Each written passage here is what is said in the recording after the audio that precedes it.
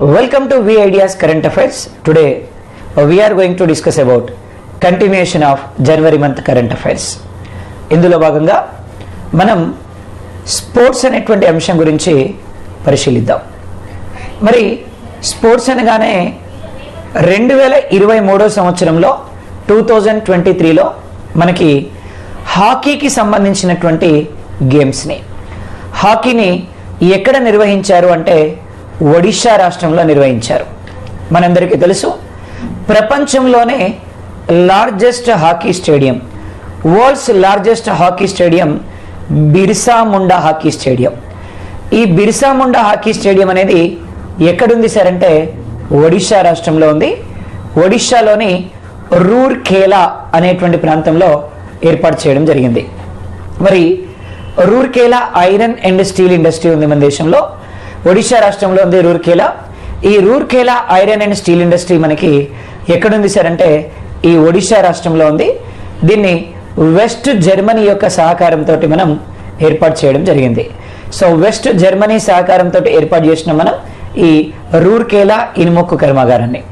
మరి 2023లో జరిగినటువంటి ఈ హాకీ విజేతగా నిలిచింది ఎవరు సార్ అంటే జర్మనీయే. సో జర్మనీయే మనకి 2023 సంవత్సరంలో జరిగినటువంటి హాకీలో విజేతగా నిలవడం జరిగింది. మరి చివరి మ్యాచ్ ఎక్కడ నిర్వహించారు సార్ అంటే భువనేశ్వర్లో నిర్వహించడం జరిగింది. సో చివరి మ్యాచ్ మనకి భువనేశ్వర్లో నిర్వహించారు ఒడిషా రాష్ట్రంలో. ఇక్కడ 5-4 తేడాతోటి షూట్అవుట్లో డిఫెండింగ్ ఛాంపియన్ బెల్జియం పై నెగ్గడం జరిగింది మనకి మన ఈ జర్మనీ దేశం. సో ఎవరిపైన గెలిచింది సార్ అంటే బెల్జియం పైన గెలిచి ఈసారి 2023 హాకీ కప్ని గెలుచుకున్నటువంటి దేశం మనకి ఈ దేశం. మరి జర్మనీ దేశానికి ఇప్పటి వరకు ఇది 3వ ప్రపంచ కప్, 3rd వరల్డ్ కప్గా మనం చెప్పుకోవచ్చు మనం జర్మనీ దేశానికి. సో ఫస్ట్ కప్ 2002లో వచ్చింది, 2002లో వచ్చింది. సెకండ్ కప్ 2006లో వచ్చింది. థర్డ్ కప్ 2023లో వచ్చింది. జర్మనీ ఇప్పటి వరకు ఎన్నోసారి హాకీ కప్ని గెలుచుకుంది అంటే 3rd టైం హాకీ కప్ని గెలుచుకోవడం జరిగింది. మరి ఇందులో మన భారతదేశం ఎన్నో స్థానంలో ఉంది సార్ అంటే 9th ప్లేస్. సో 9th ప్లేస్లో ఉండడం జరిగింది మన భారతదేశం.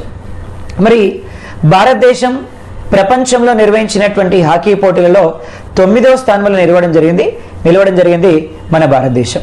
సో మరి ఇక్కడ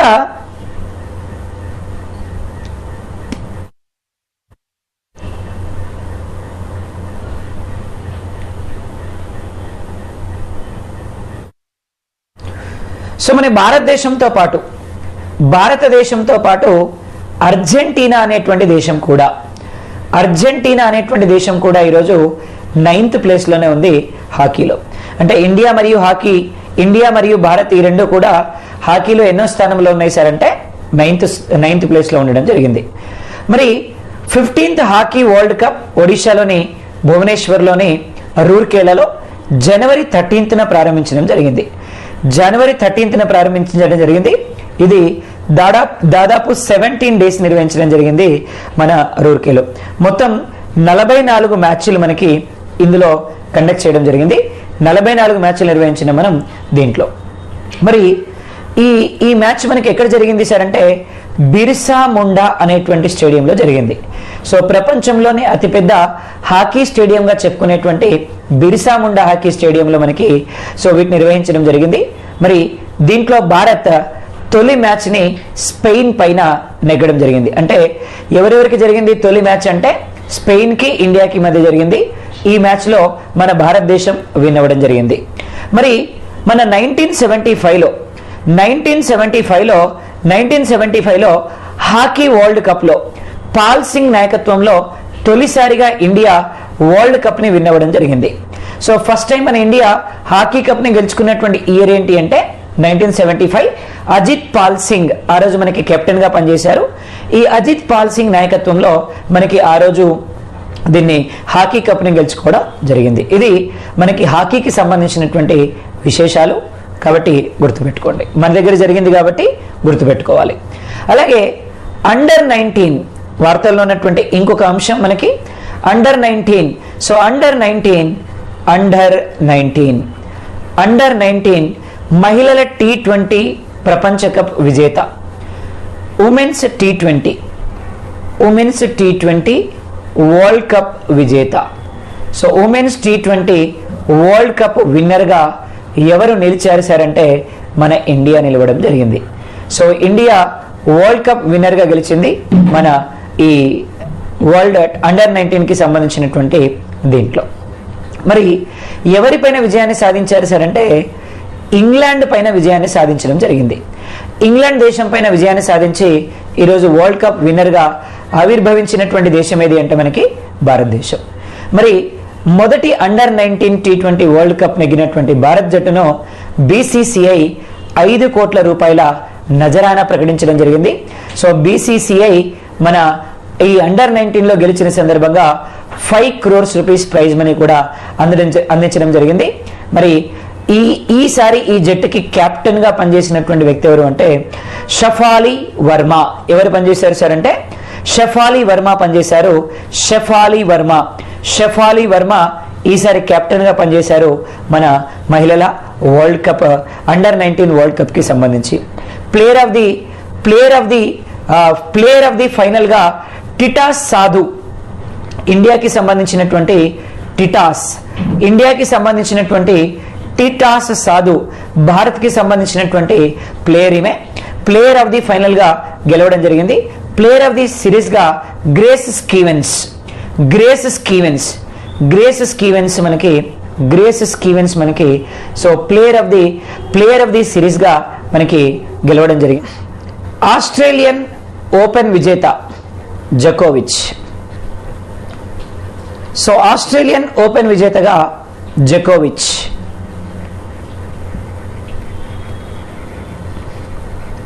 ఆస్ట్రేలియన్ ఓపెన్ విన్నర్ మనకి జకోవిచ్. మరి సెర్బియా దేశానికి చెందినటువంటి నోవాక్ జకోవిచ్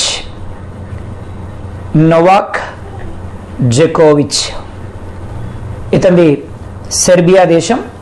ఇతను 2023లో జరిగినటువంటి ఆస్ట్రేలియన్ ఓపెన్ మెన్స్ సింగిల్స్ లో విజేతగా నిలవడం జరిగింది. ఇతను మెల్బోర్న్లో జరిగినటువంటి ఫైనల్లో ఇతను సిట్సిపాస్ గ్రీస్ దేశానిపైన గెలవడం జరిగింది. సిట్సిపాస్ ఇతని గ్రీస్ దేశం, ఇతనిపైన గెలవడం జరిగింది. మరి జకోవిచ్ కి ఇది 10వ ఆస్ట్రేలియన్ ఓపెన్ గా మనం చెప్పుకోవచ్చు. సో 10th ఆస్ట్రేలియన్ ఓపెన్ ని గెలుచుకున్నటువంటి ప్లేయర్ ఎవరు సార్ అంటే మిస్టర్ జకోవిచ్. మరి రఫెల్ నాదల్ ఫ్రెంచ్ ఓపెన్ ని 14 సార్లు, మార్గరెట్ కోర్ట్ ఆస్ట్రేలియన్ ఓపెన్ ని 11 టైమ్స్, తర్వాత ఒక గ్రాండ్ స్లామ్ లో 10 సార్లు విజేతగా నిలిచినటువంటి వ్యక్తి ఇతనుగానే మనం చెప్పుకోవచ్చు. మరి మొత్తం మీద జకోవిచ్ కెరియర్ లో ఇది 22వ grand slam title, 22nd grand slam title మనకి ఇతనికి 22nd గ్రాండ్ స్లామ్ టైటిల్ మనకి ఇతనికి మిస్టర్ జకోవిచ్ కి. అంటే ఇప్పటి వరకు ప్రపంచంలో రఫెల్ నాదల్ ఫ్రెంచ్ ఓపెన్ ని 14 times, Margaret court Australian open ని 11 టైమ్స్ గెలుచుకున్న తర్వాత ఒక గ్రాండ్ స్లామ్ లో 10 టైమ్స్ గెలుచుకున్నటువంటి పర్సన్ గా ఇతను రికార్డును సాధించడం జరిగింది మిస్టర్ జకోవిచ్. అలాగే ఉమెన్స్ సింగిల్స్ కనుక మాట్లాడుకుంటే ఆస్ట్రేలియన్ ఓపెన్ లోనే ఉమెన్స్ సింగిల్స్ గురించి మనం మాట్లాడుకున్నప్పుడు సో ఉమెన్స్ సింగిల్స్ విజేతగా సబలెంక విన్ అవ్వడం జరిగింది. సో మరి ఈ సబలెంకది బెలారస్ దేశానికి చెందినటువంటి సబలెంక ఉమెన్స్ సింగిల్స్ 2023లో విన్ అవ్వడం జరిగింది. మరి ఆస్ట్రేలియన్ ఓపెన్ మహిళల సింగిల్స్ లో ఛాంపియన్షిప్ గా నిలిచినటువంటి 29th క్రీడాకారిణిగా మనం సబలెంకని మనం చెప్పుకోవచ్చు. సో 29th క్రీడాకారిణిగా మనం చెప్పుకోవచ్చు సబలెంకని. సో ఈమె కెరీర్ లో ఇదే ఫస్ట్ గ్రాండ్ స్లామ్ అండి, కానీ 29th గ్రాండ్ స్లామ్ ని గెలుచుకున్నటువంటి పర్సన్ ఈమె. మరి ఈ సబలెంక ఎలినా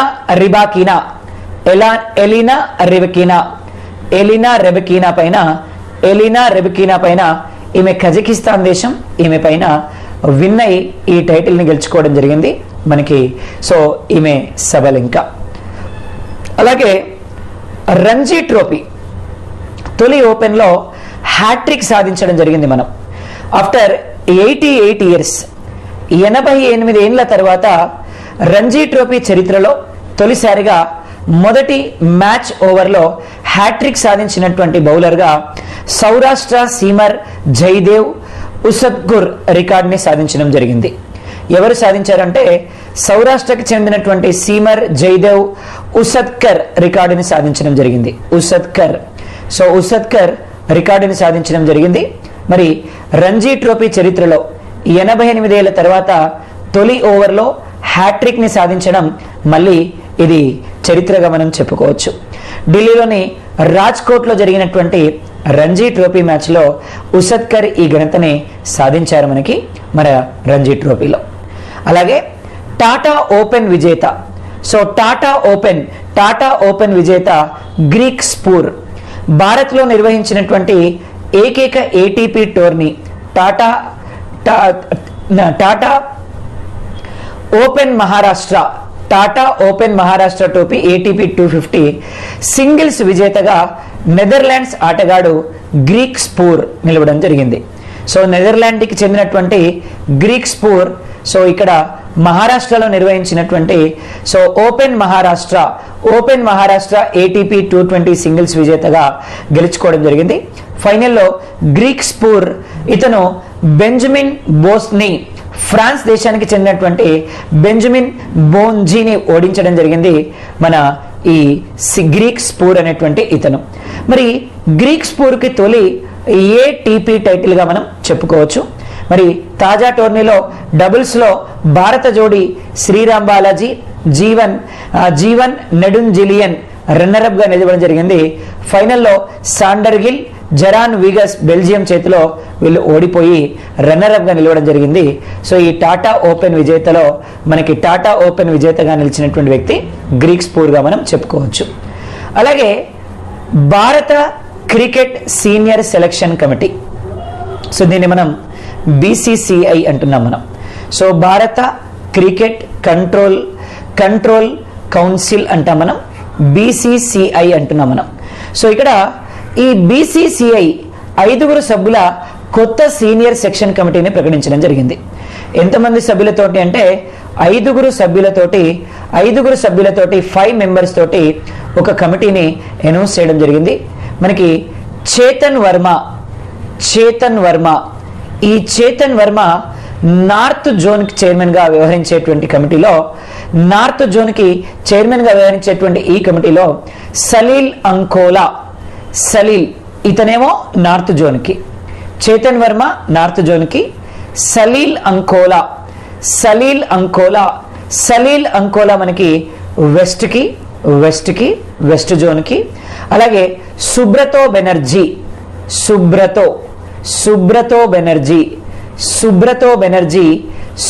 బెనర్జీ మనకి ఈస్ట్ వింగ్కి. అలాగే శివసుందర్ దాస్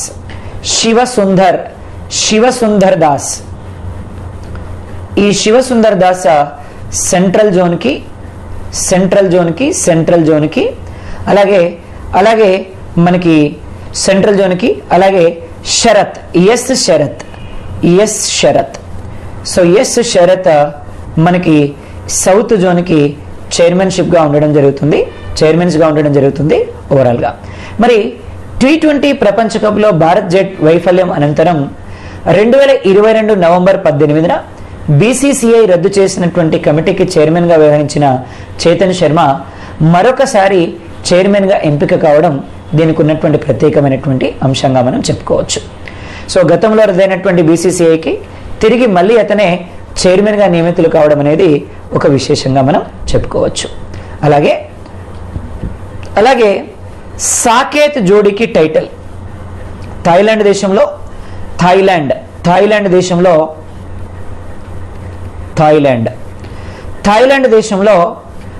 నోంథాబురి ప్లేస్ పేరు నోంథాబురిలో జరిగినటువంటి బ్యాంకాక్ ఓపెన్ బ్యాంకాక్ ఓపెన్ ఏటీపీలో ఏటీపీ టోర్నీలో మనకి ఆంధ్రప్రదేశ్ క్రీడాకారుడు, ఆంధ్రప్రదేశ్ రాష్ట్రానికి సంబంధించినటువంటి స్పోర్ట్స్మెన్ మిస్టర్ సాకేత్ మైనేని. సాకేత్ మైనేని. ఈ సాకేత్ మైనేని ఢిల్లీకి చెందినటువంటి యూకీ భాంబ్రీతో కలిసి, సాకేత్ మైనేని ఢిల్లీకి చెందినటువంటి యూకీ భాంబ్రీతోటి కలిసి ఈ టైటిల్ని గెలుచుకోవడం జరిగింది. సో యూకీ భాంబ్రీతోటి కలిసి ఈ టైటిల్ని గెలుచుకోవడం జరిగింది. మరి క్రిస్టోఫర్ రూంగాకాంట్, అకీరా శాంటిలాల్ ఆస్ట్రేలియా జోడి పైన సాకేత్ జోడి గెలుపొందడం జరిగింది. క్రిస్టోఫర్ రూంగాకాంట్ ఇండోనేషియా, అలాగే అకీరా శాంటిలాల్ ఇతను ఆస్ట్రేలియా. వీళ్ళ జోడి పైన ఈ ఇద్దరు జోడి సాకేత్ మైనేని యూకీ బాబ్రీ జోడి ఈ టైటిల్ని గెలుచుకోవడం జరిగింది. అలాగే ఇంకొక వార్త కూడా మనకి విశేషంగా చెప్పుకోవచ్చు. టీమిండియా మనకి తిరువనంతపురంలో శ్రీలంకతో జరిగినటువంటి 3వ వన్డే మ్యాచ్లో భారత జట్టు 317 పరుగులతోటి ఘన విజయాన్ని సాధించడం జరిగింది. ఎక్కడ జరిగినటువంటి మ్యాచ్? తిరువనంతపురంలో జరిగినటువంటి మ్యాచ్. ఎవరితోటి జరిగినటువంటి మ్యాచ్? శ్రీలంక దేశంతో జరిగినటువంటి మ్యాచ్. శ్రీలంకతోటి తిరువనంతపురంలో జరిగినటువంటి ఈ మ్యాచ్లో భారతదేశం 317 పరుగులతోటి విజయాన్ని సాధించడం జరిగింది. తొలుత బ్యాటింగ్ చేసినటువంటి భారతదేశం 390 పరుగులు సాధించగా శ్రీలంక దేశం కేవలం 73 పరుగులకే ఆల్అౌట్ అవ్వడం జరిగింది. పరుగుల పరంగా వన్డే క్రికెట్ చరిత్రలో ఇదే అతిపెద్ద విజయంగా మనం చెప్పుకోవచ్చు. పరుగుల పరంగా వన్డే క్రికెట్ చరిత్రలో అతిపెద్ద విజయంగా మనం చెప్పుకోవచ్చు ఈ మ్యాచ్ని. సో దీన్ని 3-0 పరుగుల తేడాతోటి భారత్ మనకి కైవసం చేసుకుంది. ఈ మ్యాచ్లో విరాట్ కోహ్లీ 166 పరుగులతోటి నాట్అవుట్గా నిలిచడం జరిగింది. అదేవిధంగా ఇది కోహ్లీ కెరియర్లో 46వ వన్డేలో జరిగినటువంటి సెంచరీగా మనం చెప్పుకోవచ్చు, శతకంగా మనం చెప్పుకోవచ్చు. మరి ఈ విజయంతో భారత్ విజయాల సంఖ్య 96కు చేరింది. ఇప్పటి వరకు 96 వన్డే మ్యాచ్లలో భారతదేశం విజయాన్ని సాధించడం జరిగింది. సో మరి ఒకే జట్టు పైన ఎక్కువ మ్యాచ్లు గెలిచినటువంటి జట్టుగా ఆస్ట్రేలియా 95, న్యూజిలాండ్ పేరిట ఉన్న రికార్డుని భారత్ తిరగరాయడం జరిగింది. అంటే ఇప్పటి వరకు ఆస్ట్రేలియా దేశం న్యూజిలాండ్ దేశం పైన 95 సార్లు విన్ అయ్యి విజయం రికార్డు ఉండేది. ఆ రికార్డుని మళ్ళీ మన ఇండియా తిరిగి రావడం జరిగింది. మరి ఎవరిపైన జరిగినటువంటి మ్యాచ్ అంటే శ్రీలంక పైన జరిగినటువంటి మ్యాచ్లో 96వసారి విన్ అయి ఆస్ట్రేలియా సాధించినటువంటి ఈ రికార్డుని తిరగ రాసినటువంటి దేశంగా మనం భారతదేశాన్ని చెప్పుకోవచ్చు. కాబట్టి వార్తల్లో ఉన్నటువంటి అంశం టీమిండియా రికార్డు. కాబట్టి ఈ విషయాన్ని మనం అంత ఈజీగా మర్చిపోవడానికి లేదు. భారతదేశం యొక్క చరిత్ర, అదేవిధంగా భారతదేశ పౌరులుగా మనమంతా గర్వించేటువంటి విషయంగా మనం చెప్పుకోవచ్చు. అదేవిధంగా మహిళలకు సంబంధించినటువంటి ఐపీఎల్ మీడియా హక్కుల వేలం. సో ఉమెన్స్కి సంబంధించి ఇప్పుడు ఐపీఎల్ ఇండియన్ ప్రీమియర్ లీగ్ అనగానే ఇప్పటి వరకు కేవలం పురుషుల జట్టుకి మాత్రమే పరిమితమైనటువంటి ఈ ఐపీఎల్ మహిళల జట్టుకి కూడా మహిళా మీడియా హక్కుల వేలాన్ని ఈ మధ్యకాలంలో ప్రకటించడం జరుగుతుంది. మరి ఈ ఏడాది అంటే 2023లో మార్చి నెలలో సో ఇండియాలోనే ఫస్ట్ టైం మహిళల ఐపీఎల్ T20 మ్యాచ్ని నిర్వహించబోతున్నారు. సో దీనికి గ్లోబల్ మీడియా హక్కులను రిలయన్స్కు చెందినటువంటి వయాకామ్ 18 951 కోట్లకు దక్కించుకోవడం జరిగింది. సో రిలయన్స్కి సంబంధించినటువంటి సంస్థ, మనకి సంస్థ పేరేమన్నామంటే వయాకామ్ 18. సో వయాకామ్ 18 సో వీళ్ళు 951 కోట్లకి ఈ హక్కులని సో సాధించుకోవడం జరిగింది. ఈ మహిళా T20కి సంబంధించినటువంటి గ్లోబల్ మీడియా హక్కులను 5 ఏళ్ల పాటు అంటే 2023 నుంచి 5 ఏళ్ల పాటు సో 2027 వరకు అంటే 22లో స్టార్ట్ అయింది కాబట్టి ఇక్కడి నుంచి 5 తీసుకోవాలి. 2027 వరకు ఈ హక్కును కలిగి ఉండేటువంటి సంస్థగా మనకి రిలయన్స్ వయాకామ్ వార్తల్లో నిలవడం జరిగింది ఐపీఎల్ మహిళలకి సంబంధించి. అలాగే ఇక్కడ మనకి శుభ్మన్ గిల్ డబుల్ సెంచరీ చాలా ఇంపార్టెంట్. ఎవరి సారీనా అంటే శుభ్మన్ శుభ్మన్ గిల్. సో ఈ శుభ్మన్ గిల్ న్యూజిలాండ్ జట్టుతో జరిగినటువంటి వన్డే మ్యాచ్లో భారత క్రికెటర్ శుభ్మన్ గిల్ డబుల్ సెంచరీని సాధించడం జరిగింది. ఎవరితో జరిగిన మ్యాచ్లో? న్యూజిలాండ్తో జరిగినటువంటి మ్యాచ్లో. మ్యాచ్ ఎక్కడ జరిగింది? హైదరాబాద్లో జరిగింది. హైదరాబాద్లో జరిగినటువంటి ఎవరైనా శుభ్మన్ గిల్ ఎంత సాధించాడు? ఈయన డబుల్ సెంచరీని సాధించారు. ఎంత కొట్టారు స్కోరు? 208 స్కోర్ చేశారు ఈయన. ఎన్ని బంతుల్లో? 149 బంతుల్లో 208 స్కోర్ చేయడం జరిగింది. డబుల్ సెంచరీని సాధించడం జరిగింది. ఇందులో 19 ఫోర్లు ఉన్నాయి, అలాగే 9 సిక్సర్లను కూడా మనకి ఇతను కొట్టడం జరిగింది మన శుభ్మన్ గిల్. ఈ మ్యాచ్లో ఇక్కడ భారతదేశం 12 పరుగులతోటి విన్ అవ్వడం జరిగింది హైదరాబాద్లో జరిగినటువంటి ఈ మ్యాచ్లో. మరి వన్డేల్లో ద్విశతకం సాధించినటువంటి 5వ బ్యాట్స్మెన్గా గిల్ నిలవడం జరిగింది. సో 5th బ్యాట్స్మెన్ మనకి ఇండియాలో డబుల్ సెంచరీ సాధించినటువంటి బ్యాట్స్మెన్లో. మరి ఈ రికార్డు ప్రస్తుతం ఎవరి మీద ఉంది సార్? 5గురు ఎవరు సార్ అంటే ఒక ఆయన సచిన్ టెండూల్కర్. సచిన్ టెండూల్కర్ మనకి డబుల్ సెంచరీని సాధించడం జరిగింది. తర్వాత సెహవాగ్ ఇతను కూడా డబుల్ సెంచరీని సాధించడం జరిగింది. అలాగే రోహిత్ శర్మ ఇతను 3 సార్లు డబుల్ సెంచరీని సాధించడం జరిగింది. అలాగే ఇషాన్ కిషాన్. సో ఇషాన్ కిషాన్ గిల్ కంటే ముందు వన్డేల్లో ద్విశతకాలు సాధించడం జరిగింది. సో ఇషాన్ కిషాన్ మనకి డబుల్ సెంచరీ సాధించారు. ఇతని తర్వాత శుభ్మన్ గిల్. అంటే ఓవరాల్గా ఇప్పటి వరకు డబుల్ సెంచరీ సాధించినటువంటి ప్లేయర్స్ భారతదేశం నుంచి ఎంతమంది సార్ అంటే 5 మెంబర్స్ మనకి డబుల్ సెంచరీని సాధించడం జరిగింది. కాబట్టి చాలా ఇంపార్టెంట్ అండి. మరి మరో 3 విదేశీ క్రికెటర్లు కూడా క్రిస్ గేల్, మార్టిన్ గఫ్టిల్, అలాగే ఫకర్ జమాన్ కూడా డబుల్ సెంచరీని సాధించడం జరిగింది. అంటే భారతదేశం నుంచి అయితే 5గురు ఉన్నారు. విదేశీ క్రికెటర్లను కూడా మనం పరిశీలిస్తే ఎవరున్నారు? Chris Gayle. So Chris Gayle ఉన్నారు, అలాగే మార్టిన్ గఫ్టిల్ ఉన్నారు. సో మార్టిన్ గప్తిల్ ఉన్నారు. అలాగే ఇంకా మనకి ఫజర్ జమాన్ కూడా ఉన్నారు. సో ఫజర్ జమాన్ కూడా ఉన్నారు ఇప్పటి వరకు డబుల్ సెంచరీ సాధించినటువంటి క్రికెటర్స్లో. ఇది మనకి డబుల్ సెంచరీ సాధించినటువంటి క్రికెటర్స్. అదేవిధంగా మనకి ఐసీసీ. సో ఐసీసీ మనకి ఇంటర్నేషనల్ క్రికెట్ కౌన్సిల్ అంటాం మనం. ICC international cricket council ICC. So ICC 2022లో బెస్ట్ స్పోర్ట్స్మెన్ అవార్డ్స్ని మనకి అనౌన్స్ చేయడం జరిగింది. ఉత్తమ క్రీడాకారులకి అందించేటువంటి పురస్కారాలని ప్రకటించడం జరిగింది. మరి ఈ పురస్కారాల్లో ఈ అవార్డ్స్లో మనకి cricketer of the year ICC ప్రకటించినటువంటి ఈ పురస్కారాల్లో క్రికెటర్ ఆఫ్ ది ఇయర్ గా అవార్డు సాధించినటువంటి వ్యక్తి ఎవరు అంటే సో గారీ పేర్ ది సోబర్స్. ఇతను మనకి ట్రోఫీకి సంబంధించి క్రికెటర్ ఆఫ్ ది ఇయర్ అవార్డుని సాధించారు. అలాగే బాబర్ అజామ్ పాకిస్తానీ దేశానికి చెందినటువంటి ఇతను మరి క్రికెట్ ఆఫ్ ది ఇయర్ గా ఇతను ఈ అవార్డుని తీసుకోవడం జరిగింది. One day cricketer of the year గా బాబర్ అజామ్, అదేవిధంగా test cricketer of the year గా మనకి బెన్ స్టోక్స్, ఇంగ్లాండ్ దేశానికి సంబంధించినటువంటి బెన్ స్టోక్స్ ఇతను అవార్డుని తీసుకోవడం జరిగింది. అలాగే T20 cricketer of the year Suryakumar Yadav ఇతను T20 cricketer of the year గా అవార్డుని తీసుకున్నారు. So T20 cricketer of the year గా మన ఐసీసీ ప్రకటించినటువంటి పురస్కారాల్లో మన భారతదేశానికి సంబంధించినటువంటి Suryakumar Yadav T20 cricketer of the year గా అవార్డుని తీసుకోవడం జరిగింది. Women cricketer of the year గా మనకి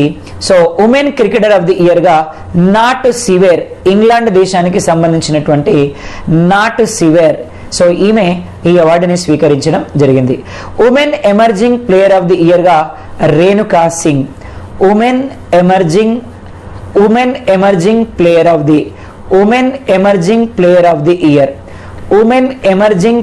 ది ఇయర్ గా మనకి రేణుకా సింగ్, భారతదేశానికి చెందినటువంటి రేణుకా సింగ్ ఈ అవార్డుని గెలుచుకోవడం జరిగింది. కాబట్టి ఈ విషయాన్ని గుర్తుపెట్టుకోవాలి. అలాగే ఇక భారతదేశానికి సంబంధించినటువంటి సానియా మీర్జా, ఈమె టెన్నిస్ క్రీడాకారిణి, భారతదేశానికి సంబంధించినటువంటి క్రీడాకారిణి. ఈమె తన టెన్నిస్ కెరియర్కి, గ్రాండ్ స్లామ్ కెరియర్కి వీడుకోలు పలుకుతున్నట్టుగా ప్రకటించడం జరిగింది. మరి చివరిసారిగా ఆడినటువంటి Australian open grand slam టోర్ని mixed doubles ఫైనల్స్లో runner-up ట్రోఫీతో సరిపెట్టుకోవడం జరిగింది ఈమె.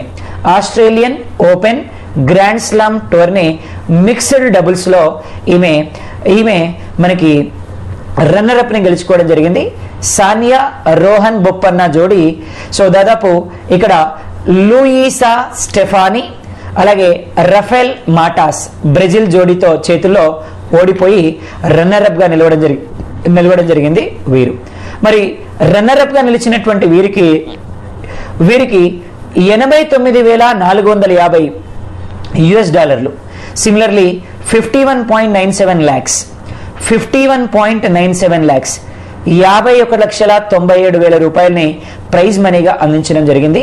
మరి సానియా తన కెరియర్లో మొత్తం 6 గ్రాండ్ స్లామ్ డబుల్స్ టైటిల్స్ని గెలుచుకోవడం జరిగింది. 6 గ్రాండ్ స్లామ్ టైటిల్స్ని గెలుచుకోవడం జరిగింది. ఇందులో 3 మహిళల డబుల్స్, మార్టినా హింగిస్తో 2016లో మార్టినా హింగిస్తో, ఆస్ట్రేలియా ఓపెన్, అలాగే 2015లో వింబుల్డన్, 2015 US ఓపెన్, మరో 3 మిక్స్డ్ డబుల్స్ 2009లో మహేష్ భూపతి తోటి, ఆస్ట్రేలియా US ఓపెన్ 2012లో మహేష్ భూపతితో, ఫ్రెంచ్ ఓపెన్ 2014లో బ్రెజిల్ ప్లేయర్ బ్రూనో సోరేస్ తోటి ఈమె టైటిల్స్ని విన్నవడం జరిగింది. ఇప్పటి వరకు 6 సార్లు గెలుచుకున్నారు. మరో 6 సార్లు గ్రాండ్ స్లామ్ టోర్నీల్లో సానియా రన్నరప్గా నిలిచారు. అంటే ఇప్పటి వరకు ఈమె గెలుచుకున్నటువంటి గ్రాండ్ స్లామ్స్ 6 అయితే, రన్నరప్గా నిలిచినటువంటి గ్రాండ్ స్లామ్స్ కూడా 6. ఇది సానియా మీర్జాకి సంబంధించినటువంటి వీడ్కోలు. అలాగే ఇంకొక వార్త కూడా మనకి న్యూస్లో ఉంది. మరి ప్రతిభ ఉన్నటువంటి క్రీడాకారుల ప్రదర్శనకు పదును పెట్టే Khelo India youth games. So Khelo India youth games, మరి ఖేలో ఇండియా యూత్ గేమ్స్ మరి 5 ఏళ్ల పాటు స్పాన్సర్గా వ్యవహరించేందుకు దేశీయ క్రీడల నిర్వాహక సంస్థ స్పోర్ట్స్ ఫర్ ఆల్ ముందుకు రావడం జరిగింది. సో ఎవరు ముందుకు వచ్చారు అంటే స్పోర్ట్స్ ఫర్ ఆల్ ముందుకు రావడం జరిగింది. స్పోర్ట్స్ ఫర్ ఆల్ ముందుకు వచ్చింది.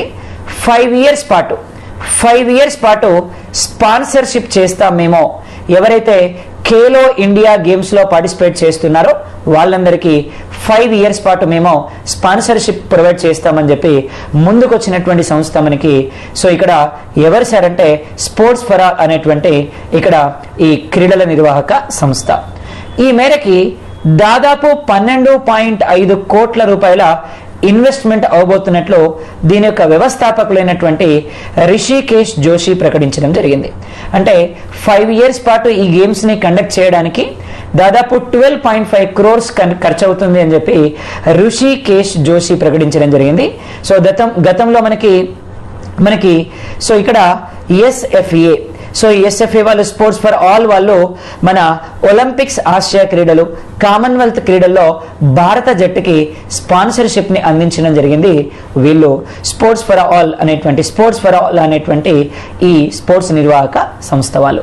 కాబట్టి వార్తల్లో విన్నటువంటి విషయం, కాబట్టి గుర్తుపెట్టుకోవాలి, ఇంపార్టెంట్. అలాగే 2022 ICC T20 cricketer of the ఇయర్గా సూర్యకుమార్ యాదవ్, ఆల్రెడీ మనం ఇంతకుముందు చెప్పుకున్నటువంటి అంశమే మనకి. సో వీళ్ళు ఐసీసీ క్రికెట్లో T20 మ్యాచ్లో సూర్యకుమార్ యాదవ్ మనకి T20లో విన్ అవ్వడం జరిగింది. కాబట్టి ఇంపార్టెంట్.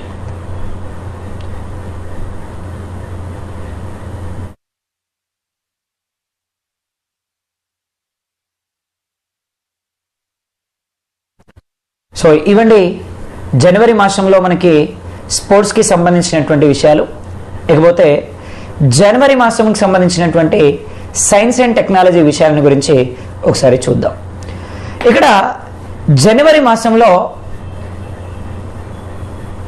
ఎలకల పైన భారత రక్షణ పరిశోధన అభివృద్ధి సంస్థ, మనం DRDO అంటాం, defence research development organisation.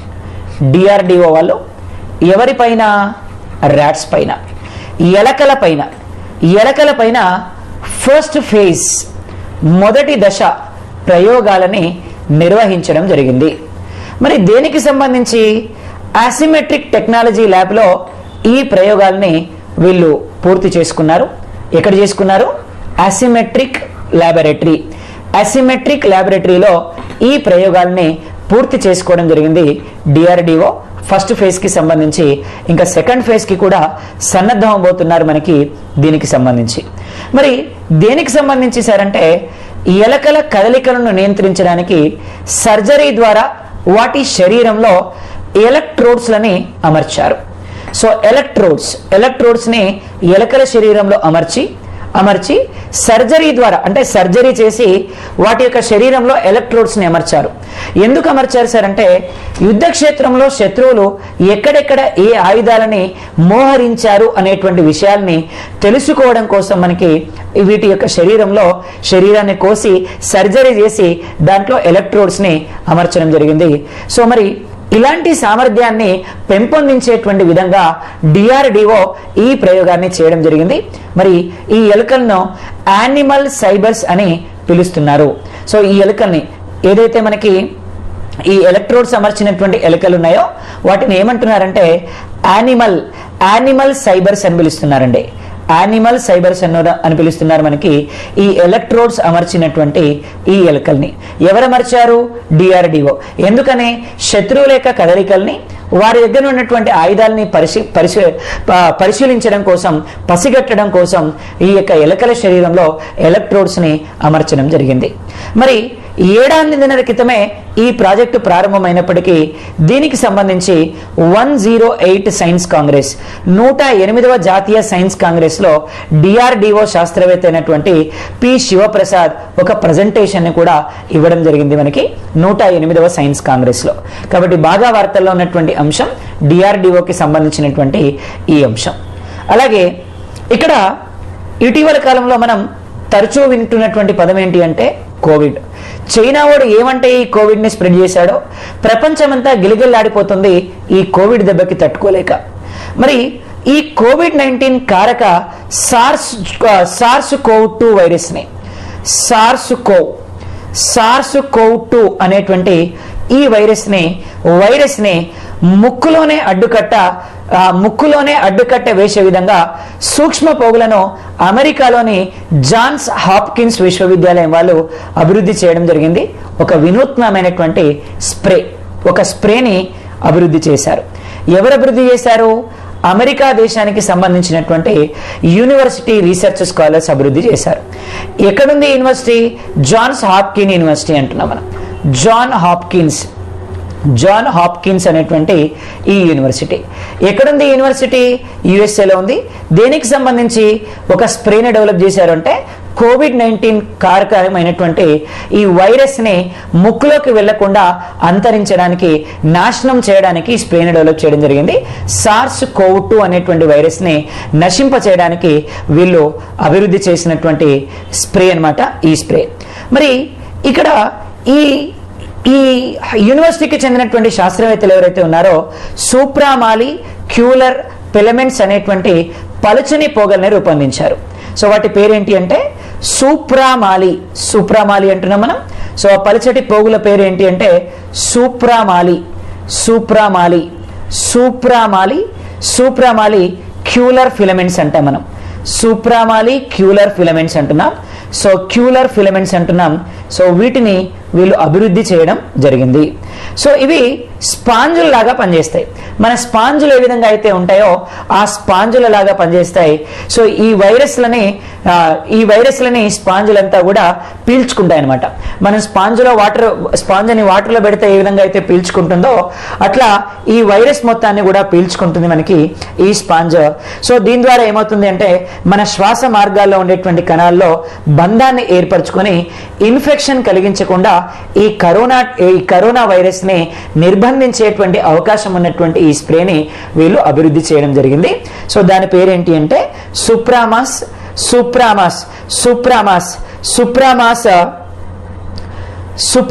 సుప్రామాలిక్యులర్ filaments అంటున్నాం. వీటిని అభివృద్ధి చేసినటువంటి university John Hopkins university, America దేశానికి చెందినటువంటి యూనివర్సిటీ. అదేవిధంగా జీబ్రా ఫిష్ ప్రోటీన్ తోటి డిస్కుల పునరుత్పత్తి అనేటువంటి అంశం కూడా మనకి వార్తల్లో ఉన్నటువంటి అంశం. సో వేటితోటి? Zebra fish. So zebra fish యొక్క డిస్కులతోటి వెన్నెముక నుంచి వెలికి తీసినటువంటి ఒక ప్రోటీన్ మనిషి యొక్క వెన్నెపూసలో దెబ్బతిన్నటువంటి డిస్కులని పునరుద్ధరించడంలో కీలక పాత్ర పోషిస్తున్నట్టుగా మనకి శాస్త్ర సాంకేతిక శాఖ మనకి వెల్లడించడం జరిగింది. అంటే మనిషి శరీరంలో దెబ్బతిన్నటువంటి డిస్కులు, ముఖ్యంగా వెన్నెముకలో దెబ్బతిన్నటువంటి డిస్కులు ఏవైతే ఉన్నాయో ఆ డిస్కుల్ని ఇప్పటి వరకు కూడా ప్లాటినం ప్లేట్లతోటి అమర్చి డిస్కుల్ని రిపేర్ చేయడం జరుగుతుంది. ఇక ముందు అట్లా కాకుండా ఇక్కడ జీబ్రా ఫిష్ యొక్క ప్రోటీన్ నుంచి వీటిని అభివృద్ధి చేసే విధంగా శాస్త్రవేత్తలు కనుక్కోవడం జరిగింది.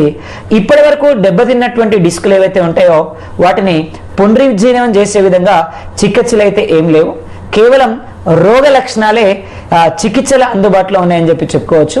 అందులో ప్రమాదకరమైనవి నొప్పి నుంచి ఉపశమనాన్ని కలిగించేవి మాత్రమే కానీ తీవ్రంగా ఇప్పటి వరకు ఏ పర్మనెంట్ చికిత్స దీనికి లేదు.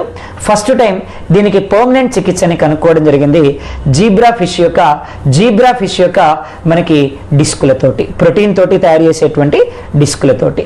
అలాగే ఇంకొక వార్త కూడా మనకి న్యూస్లో ఉందండి. ఇప్పటి వరకు కరోనాకి సంబంధించినటువంటి వ్యాక్సినేషన్ టీకాలు కేవలం మనకి ఇప్పటి వరకు మనకి వ్యాక్సినేషన్ రూపంలోనే, ఇంజెక్షన్ రూపంలోనే అందించడం జరుగుతుంది. ఇక ముందు నాజల్ స్ప్రేని కూడా, సో నాజల్ టీకాని కూడా అందించబోతున్నారు. సో ఈ నాజల్ టీకాను హైదరాబాద్కి చెందినటువంటి భారత్ బయోటెక్ సంస్థ అభివృద్ధి చేయడం జరిగింది. సో ఎవరు అభివృద్ధి చేశారు సార్ అంటే భారత్ బయోటెక్ అనేటువంటి వీళ్ళు నాజల్ వ్యాక్సిన్ ని అభివృద్ధి చేశారు. గతంలో వీళ్ళు కోవాక్సిన్ ని కూడా అభివృద్ధి చేయడం జరిగింది. కోవాక్సిన్ అనేటువంటి టీకాని కూడా అభివృద్ధి చేయడం జరిగింది భారత్ బయోటెక్ వాళ్ళు. సో మనకి భారత్ బయోటెక్ సంబంధించినటువంటి ఇక్కడ నాజల్ వ్యాక్సిన్ ని కూడా అభివృద్ధి చేయడం జరిగింది. కరోనాకి ప్రపంచంలోనే మొట్టమొదటిసారిగా తొలి నాజల్ టీకాగా మనం దీన్ని చెప్పుకోవచ్చు. సో మరి ముక్కు ద్వారానే తీసుకునేటువంటి అవకాశం మనకి దీని ద్వారా కల్పిస్తున్నారు. సో దీన్ని మన కేంద్ర మంత్రులైనటువంటి మన్సుఖ్ మాండవియా మరియు జితేంద్ర సింగ్లు ఢిల్లీలో విడుదల చేయడం జరిగింది. సో మరి దీని పేరు ఇన్కోవాక్ అనేటువంటి పేరుతోటి వ్యాక్సిన్ ని అభివృద్ధి చేయడం జరిగింది మన Bharat Biotech. So Bharat Biotech సాధించినటువంటి ఇంకొక ఘన విజయంగా మనం చెప్పుకోవచ్చు.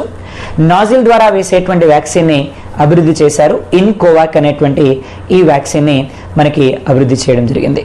మరి కృష్ణ ఎల్లా, సుచిత్ర ఎల్లా దీనికి సంబంధించినటువంటి చైర్మన్స్గా ఉన్నారు. సో వీళ్ళు గతంలో కోవాక్సిన్ ని కూడా మనకి భారత్ బయోటెక్ ద్వారా విడుదల చేయడం జరిగింది. అలాగే ఇంకా మనకి వార్తల్లో ఉన్నటువంటి సైన్స్ అండ్ టెక్నాలజీకి సంబంధించినటువంటి విషయాలు మాట్లాడుకుంటే, మరి దాదాపు భూమి మాదిరిగానే మన ఎర్త్ ఏ విధంగా అయితే ఉందో, మన భూమి ఏ విధంగా అయితే ఉందో సేమ్ మన భూమి మాదిరిగానే మరొక గ్రహాన్ని కూడా కనుక్కున్నట్లుగా ఈ మధ్యకాలంలో ఒక వార్త రావడం జరిగింది. మరి సేమ్ మన ఎర్త్ ఎలా ఉందో అలానే ఇంకొక ఎర్త్ కూడా ఉందంట. జేమ్స్ వెబ్ టెలిస్కోప్ తాజాగా ఈ విషయాన్ని ప్రకటించడం జరిగింది. ఎవరు ప్రకటించారు అంటే James Webb telescope. So James Webb telescope ఈ విషయాన్ని తాజాగా ప్రకటించడం జరిగింది. మన భూమికి ఉండే లక్షణాల లాంటి ఇంకొక విశ్వం కూడా, ఇంకొక ఎర్త్ కూడా ఉంది అని చెప్పి మనకి ప్రకటించారు. సో మనకి కేవలం 41 కాంతి సంవత్సరాల దూరంలో ఉన్నటువంటి ఈ గ్రహాన్ని LHS 475 గా పిలుస్తున్నారు. LHS 475 గా పిలుస్తున్నామండి. రేపు క్వశ్చన్ అంటారు, జేమ్స్ వెబ్ టెలిస్కోప్ డెవలప్ చేసినటువంటి కనుగొన్నటువంటి ఇంకొక అర్త్ యొక్క పేరేంటి? LHS 475. ఇది కేవలం 41 లైట్ ఇయర్స్ దూరంలోనే మనకి ఈ ఎర్త్ మనకి ఉండడం జరిగింది. మన సౌర వ్యవస్థకు ఆవల ఒక గ్రహాన్ని ఇది గ్రహాన్ని ఇంతటి స్పష్టతతో కనిపించడంలో గుర్తించడం ఇదే తొలిసారిగా నాసా శాస్త్రవేత్తలు వెల్లడించడం జరిగింది. సో ఇది నాసా శాస్త్రవేత్తల యొక్క ప్రతిభ. జేమ్స్ వెబ్ టెలిస్కోప్ ద్వారా ఇంకొక గ్రహం ఇలాంటిది ఉంది అని చెప్పి మనకి కనుగొనడం జరిగింది. కాబట్టి వార్తల్లో ఉన్నటువంటి విషయం సో బాగా ఇంపార్టెంట్, గుర్తుపెట్టుకోవాలి. అలాగే ఇంకొక విషయం కూడా మనకి వార్తల్లో ఉంది. మరి ఏంటి సార్ అంటే, ఇక్కడ మన గెలాక్సీలో గెలాక్సీ అంటే తెలుగులో మనం పాలపుంత అంటాం. మనం పాలపుంతలో అత్యంత సుదూరంలో ఉండేటువంటి నక్షత్రాల సమూహాన్ని గుర్తించడం జరిగింది. అంటే లాంగెస్ట్ డిస్టెన్స్లో ఉండేటువంటి గ్రూప్ ఆఫ్ స్టార్స్ని మన వాళ్ళు ఇన్వెంట్ చేయడం జరిగింది.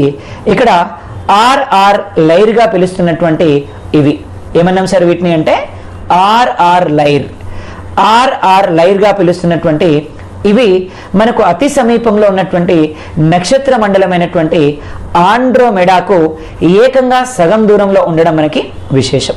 అంటే మనకి నియరెస్ట్గా ఉన్నటువంటి గెలాక్సీ ఏంటి అంటే ఆండ్రోమెడా. సో ఆండ్రోమెడా అనేది మన గెలాక్సీకి దగ్గరగా ఉన్నటువంటి గెలాక్సీ.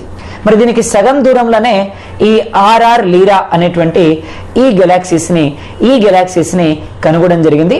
మరి ఆండ్రోమెడా నక్షత్ర మండలం భూమి నుంచి 25 లక్షల కాంతి సంవత్సరాలు 25 lakh లైట్ ఇయర్స్ డిస్టెన్స్లో ఉన్నాయని చెప్పి శాస్త్రవేత్తలు తెలియజేయడం జరుగుతుంది. సో గెలాక్సీకి 25 lakhs లైట్ ఇయర్స్ దూరంలో ఉన్నాయి మనకి ఆండ్రోమెడా. దానికి సగం దూరంలోనే ఆర్ఆర్ లైరా అనేటువంటి గెలాక్సీ ఉందని చెప్పి సైంటిస్టులు మనకి కనుగొనడం జరిగింది. కాబట్టి వార్తల్లో ఉన్నటువంటి విషయం, కాబట్టి సైన్స్ అండ్ టెక్నాలజీని బేస్ చేసుకొని ఇంపార్టెంట్. అలాగే మనకి 2021తో పోలిస్తే 2021తో కంపేర్ చేస్తే మనకి 2022లో బై ద కంపారిజన్ ఆఫ్ 2021 2022 నాటికి అబ్జర్వేటరీల కెమెరా కంటికి కనిపిస్తున్నటువంటి నక్షత్రాల సంఖ్య అబ్జర్వేటరీలో, సో ప్రయోగశాల నుంచి అబ్జర్వేటరీ నుంచి పరిశీలిస్తున్నప్పుడు మన కెమెరాకి కంటికి కనిపించేటువంటి నక్షత్రాల సంఖ్య ఏకంగా 10% తగ్గిపోయిందట. నక్షత్రాలు తగ్గిపోతున్నాయట. మరి ఈ నక్షత్రాల్లో ఉండేటువంటి గ్యాసెస్ ఏంటి అంటే ఒకటి హైడ్రోజన్, 2 హీలియం. సో మరి ఈ హైడ్రోజన్ అండ్ హీలియం బర్న్ అవ్వడం వల్ల మనకి నక్షత్రాలు అనేవి మెరుస్తూ ఉన్నాయి. దీంట్లో జరిగేటువంటి కెమికల్ రియాక్షన్ ఏంటి అంటే nuclear fusion. So nuclear fusion జరుగుతుంది. దీనివల్ల నక్షత్రాలకు సంబంధించినటువంటి బ్రైట్నెస్ అనేది మనకి రావడం జరుగుతుంది. నక్షత్రాలు మెరవడానికి కారణం ఏంటి అంటే సో ఇక్కడ ఉండేటువంటి న్యూక్లియర్ ఫ్యూజన్గా మనం చెప్పుకోవచ్చు. అలాగే ఇక్కడ మనకి ఎంత శాతం తగ్గిపోయినాయి 10% నక్షత్రాలు అనేవి తగ్గిపోయినాయట. మరి దీనికి కారణం ఏంటి అంటే భూమిపై కృత్రిమంగా వెలుగులు మితిమీరిపోవడం వల్లనే ఇవి అంతరించిపోతున్నాయి. అంటే అర్త్ పైన ఉండేటువంటి లైటింగ్ పర్సెంటేజ్ అనేది బాగా పెరిగిపోతుంది. సో దీనివల్ల ఏమైంది, మనకి ఈ ఆర్టిఫిషియల్ కలర్స్ వల్ల న్యాచురల్గా వచ్చేటువంటి ఈ కలర్స్ అన్నీ కూడా తగ్గిపోతున్నాయని చెప్పి మనకి ఈ మధ్యకాలంలో శాస్త్రవేత్తలు చెప్పడం జరిగింది. మరి సో ఇవి మరి యూనివర్సిటీ ఆఫ్ శాంటియాగో డి కాంపాస్టెలా భౌతిక శాస్త్రవేత్త అయినటువంటి ఫాబియో ఫాల్చి ఈ అధ్యయనాన్ని చేశారు. చేసినటువంటి పర్సన్ పేరేంటి అంటే ఫాబియో. సో ఫాబియో పాల్చి అనేటువంటి సైంటిస్ట్ మనకి సో ఈ అధ్యయనాన్ని చేయడం జరిగింది. ఇతను యూనివర్సిటీ ఆఫ్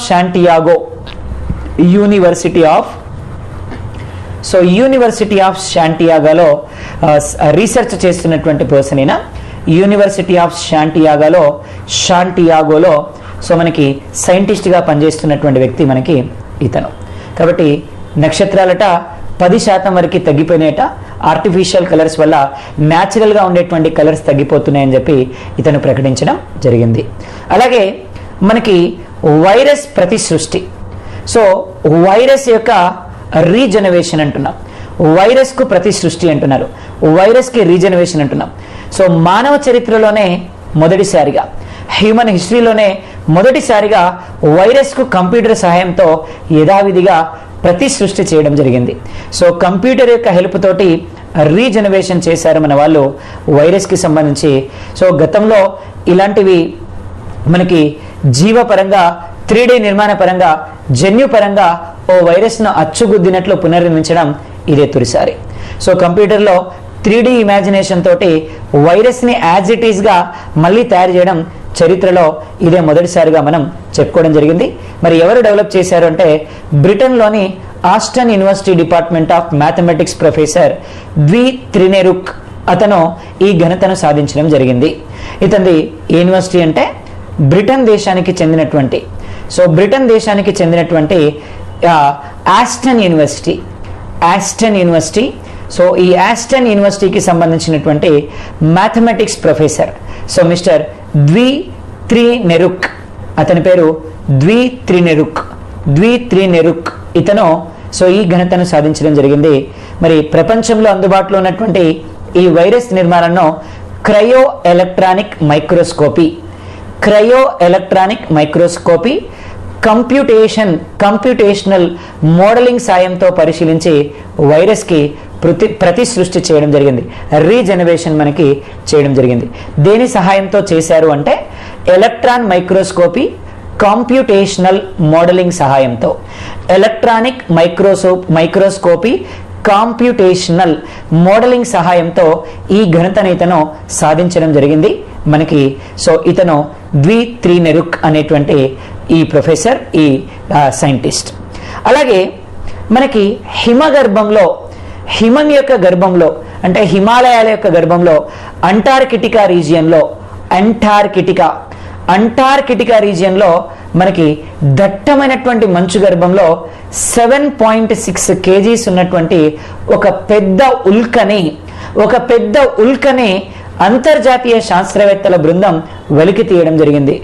7.6 kgల బరువు ఉన్నటువంటి ఈ ఉల్కని ఇంటర్నేషనల్ సైంటిస్టులు వెలికి తీశారు.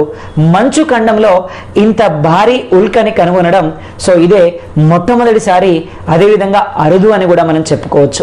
ఎందుకంటే ఈ మంచు ఖండంలో దాదాపు ఉల్కలు కనిపించవు. సో ఉల్కలు కనిపించడం అనేది ఇదే మొదటిసారిగా మనం చెప్పుకోవచ్చు. ఈ అంటార్కిటికా యొక్క దట్టమైనటువంటి మంచులో కనుక్కున్నటువంటిది మనకి. సో ఇది ఓవరాల్ గా మన దట్టమైనటువంటి ఉల్క. అలాగే ఇంకొక వార్త కూడా మనకి వార్తల్లో ఉంది. మహిళల్లో గర్భాశయ ముఖ ద్వార క్యాన్సర్ని నిరోధించేటువంటి స్వదేశీ తయారీ HPV టీకాని సీరం ఇన్స్టిట్యూట్ ఆఫ్ ఇండియా వాళ్ళు ఆవిష్కరించడం జరిగింది. సో ఎవరు ఆవిష్కరించారు సార్ అంటే సీరం ఇన్స్టిట్యూట్ వాళ్ళు మహిళల్లో ఏదైతే గర్భాశయ క్యాన్సర్ వస్తుందో ఆ గర్భాశయ క్యాన్సర్ని నివారించడానికి ఒక టీకాని కనుక్కోవడం జరిగింది. మనకి HPV టీకాని కనుక్కున్నారు. సో HPV టీకాని కనుక్కున్నారు. ఇన్స్టిట్యూట్ ఆఫ్ ఇండియా దీన్ని ఆవిష్కరించడం జరిగింది. దీని పేరు సర్వోవాక్ అనే పేరుతోటి. సో సర్వోవాక్ అనేటువంటి పేరుతోటి మహిళల్లో వచ్చేటువంటి గర్భాశయ ముఖద్వార క్యాన్సర్ని నివారించడం కోసం మనకి ఈ సీరం ఇన్స్టిట్యూట్ వాళ్ళు ఈ టీకాని HPV టీకాని అభివృద్ధి చేయడం జరిగింది. మరి సర్వైకల్ క్యాన్సర్ యొక్క అవగాహన నెల సందర్భంగా ఢిల్లీలో కేంద్ర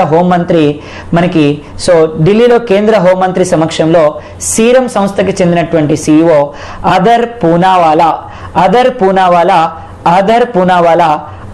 పూనావాలా దీన్ని రిలీజ్ చేయడం జరిగింది ఢిల్లీలో మనకి దీన్ని. సో గతంలో మనకి ఈ సీరం ఇన్స్టిట్యూట్ వాళ్ళు సో కోవిషీల్డ్ అనేటువంటి కరోనాకి సంబంధించినటువంటి వ్యాక్సిన్ ని కూడా అభివృద్ధి చేశారు. ఇప్పుడు మరి ఇదే ఇన్స్టిట్యూట్ వాళ్ళు మహిళలకి సంబంధించినటువంటి గర్భాశయ క్యాన్సర్ నివారణకి వ్యాక్సిన్ ని అభివృద్ధి చేయడం జరిగింది. మన ఈ స్వదేశానికి సంబంధించినటువంటి సీరం ఇన్స్టిట్యూట్ టెక్నాలజీ వాళ్ళు HPV అనేటువంటి టీకాని మనకి అభివృద్ధి చేయడం జరిగింది. సో ఇవి ఈ మంత్కి సంబంధించినటువంటి సైన్స్ అండ్ టెక్నాలజీకి సంబంధించినటువంటి అంశాలు. So important. వార్తల్లోని ఇంకొక అంశం మనకి 108వ సైన్స్ కాంగ్రెస్ 108 సైన్స్ కాంగ్రెస్ ని ప్రధానమంత్రి నరేంద్ర మోడీ గారు వర్చువల్ మెథడ్ లో ఈసారి ప్రారంభించడం జరిగింది. ఇది నాగ్పూర్లోని రాష్ట్ర సంత్ తుకుడోజీ యూనివర్సిటీలో నిర్వహించడం జరిగింది. సో రాష్ట్ర సంత్ రాష్ట్ర సంత తుకుడోజీ యూనివర్సిటీలో ఈ సమావేశాన్ని మనకి ఈ సమావేశాన్ని ప్రారంభించడం జరిగింది ప్రధానమంత్రి నరేంద్ర మోడీ గారు. మరి ప్రతి సంవత్సరం నిర్వహించేటువంటి సైన్స్ అండ్ టెక్నాలజీకి ఈసారి 108వ సైన్స్ కాంగ్రెస్ కి సంబంధించిన థీమ్ ఏంటి సార్ అంటే science and technology for sustainable development. Science and technology for sustainable development అనేటువంటి sustainable development with women empowerment అనేటువంటి థీమ్ తోటి ఈసారి మనం సైన్స్ అండ్ టెక్నాలజీ యొక్క థీమ్ గా నిర్ణయించడం జరిగింది 108వ సైన్స్ కాంగ్రెస్ లో. మరి ఈ సైన్స్ కాంగ్రెస్ కి సంబంధించి ఆర్ఎస్ఎస్ కి సంబంధించి రాష్ట్రీయ స్వయం సేవక్ సంఘ్ కి సంబంధించినటువంటి అనుకూల సంస్థ రీసెర్చ్ ఫర్ రిజర్జెన్స్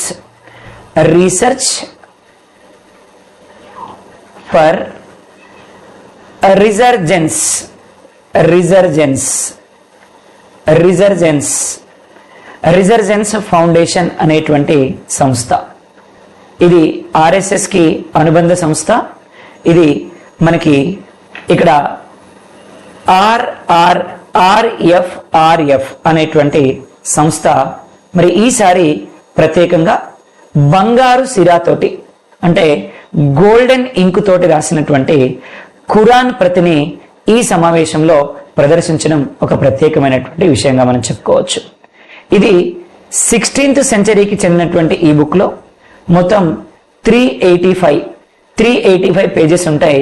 ఒక పేజీలో ఒక తప్పు కూడా ఉండకపోవడం విశేషంగా మనం చెప్పుకోవచ్చు. ఈ పుస్తకానికి సంబంధించి బంగారు సిరాతో రాసినటువంటి ఖురాన్కి సంబంధించి ఇది 108వ సైన్స్ కాంగ్రెస్.